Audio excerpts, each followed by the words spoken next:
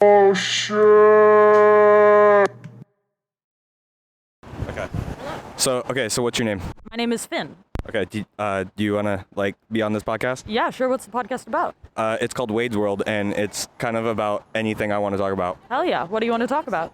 What is going on here today, on this street corner? On this street corner, we are out here raising money for Planned Parenthood because people are trying to take away the rights of people to have health care, which they so desperately need. So that's why me and my friends are out here. So not as a rude statement, but can you give examples of, what y'all are trying to prevent and, help, facilitate within the United States? Mm-hmm. Yeah, so we are trying to make sure that people still have access to abortion, which is a very necessary medical procedure because some people are unable to carry a pregnancy safely. Some people simply don't want to have a kid, and it's their choice. But people are trying to take that right to have a decision away. So we're trying to make sure that people still get access to that health care. We're also out here speaking about trans health care, trying to make sure that trans people who are stuck in states where they're not allowed to get health care get the care they need. And it's really important work because abortion and trans health care, it's life-saving. It's as a trans person, if I were unable to transition, I would have killed myself already. So what Planned Parenthood is doing is saving lives. Yeah. So can I ask on that statement, what helped you get through that decision to not kill yourself? Yeah, well, starting my transition helped a lot. I tried to start my transition through Planned Parenthood, but because of when I started it, there were so many people that they were servicing, they weren't able to take me in, but they gave me a list of resources. And they really helped me find people who were able to make my life more bearable and help me find medical solutions that make my life more bearable.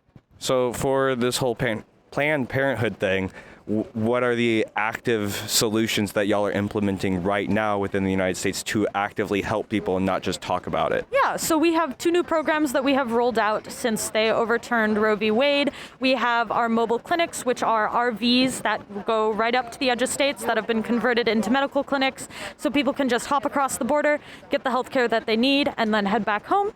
And we also have our Patient Navigator, which is a system that allows anyone who is in a state where they can't get an abortion to be in contact with someone from Planned Parenthood who will help them travel out of state, help pay for their plane fees, for their hotel stay. If they have kids at home, it pays for babysitters, stuff like that, so that they're able to go and receive the health care that they need.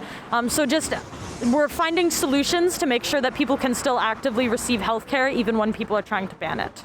So since Roe v. Wade and everything, do you think that this has actually put a positive impact or a negative impact on the cultural outlook of what abortion is and what it means to someone who needs an abortion versus someone who just wants to get the abortion because they don't want to deal with the consequences? I can't say much about the cultural change of people viewing that, but I can say that for people who need it, it's really essential, especially with all of the restrictions that are being put in place. I can say that there are people who will stay adamant on the fact that abortion is evil, get yelled at and get graffiti put up next to you and stuff like that. But there are those people who will come up to you and be very sweet and say oh, I've since changed my mind after reading about all of this since the overturning of Roe v. Wade, or even people will come up and say that they're pro-life and that they are against abortion, but you talk to them and realize that they are actually pro-choice. They believe in people having the choice. So I don't know. I can't speak much about the culture, but talking to people is very interesting, getting all of their insights. Yeah. So you said that you were trans yourself. Do you care if I ask what you're transitioning from and to? I am FTM transitioning, but I feel less like a man and more transmasculine, somewhere on the more masculine side of an amorphous blob.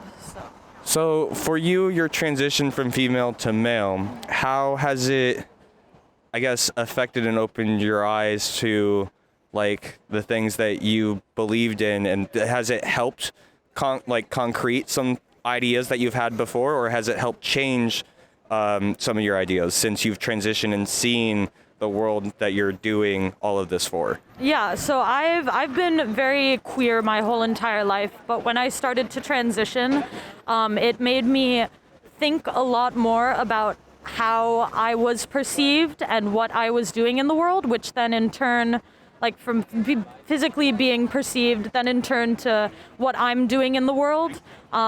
So it's helped me be more conscious about how I'm affecting people, how my actions are affecting people.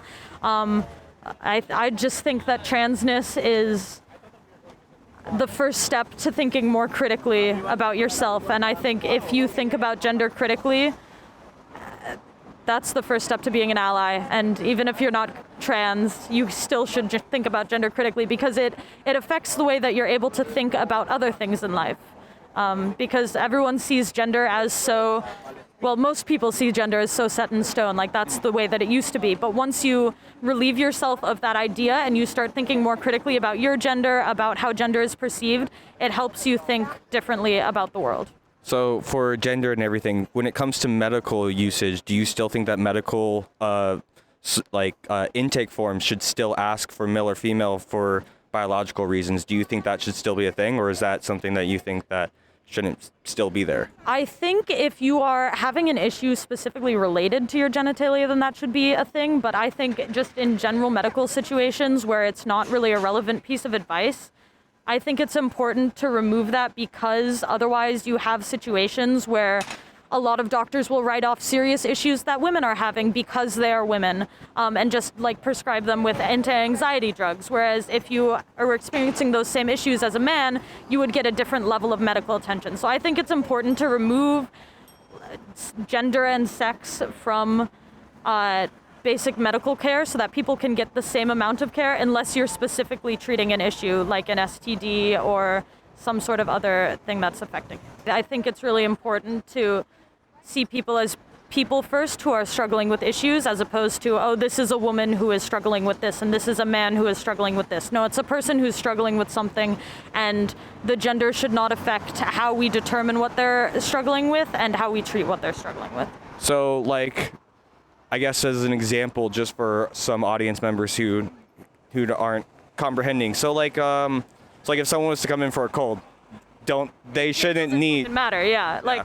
So on that grounds, do you have hope, and can you see that becoming our future, or do you think there's still some things that we need to do in order to get to that point, just for medical services alone? Just for medical services alone, I think there's a long way to go in regards to specifically gender-affirming care, but also just care in general. I think it could be, I don't know, a lot more streamlined and a lot more pleasant for a lot of people. But we're certainly not there yet. There needs to be a lot more work done. Yeah. So as someone, again, who is trans, is there any advice that you would like to give to someone in the world who is struggling with the things that you struggled with? Yeah, I would say find other queer people in your community. Talking to trans people is the best way to understand your own transness. I feel like the people who understand me most are the people who have also critically thought about their gender. So building a community of like-minded people and utilizing that to support you is very important. Okay, so a fun question. When humanity leaves Earth and populates other planets, would you want to change your planet of origin to another place other than Earth? No. Or would you stay with Earth? I would stay with Earth, but only because I'm scared of flying. I don't like planes. Yeah, and the spaceship is that times 10. Yeah, it's a giant plane. Yeah. Okay. Yeah. Well, thank you. And do you care if you give your name again? Yeah, my name's Finn. Thank you, Finn.